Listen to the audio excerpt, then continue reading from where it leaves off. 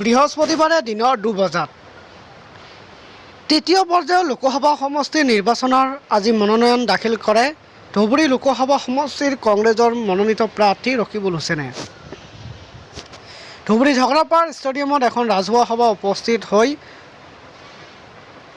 ৰাষ্ট্ৰীয় কংগ্ৰেছ নেতা জিতেন্দ্ৰ সিং, প্ৰদেশ কংগ্ৰেছৰ সভাপতি ভূপেন বৰা, প্ৰতুল পটলৰ লগতে কেইবাগৰাকী বিধায়ক সহ কংগ্ৰেছৰ উচ্চপদস্থ নেতাসকলে সভাৰ পিছত ধুবুৰী জিলা আয়ুক্তৰ কাৰ্যালয়ত দাখিল কৰে মনোনয়ন পত্ৰ।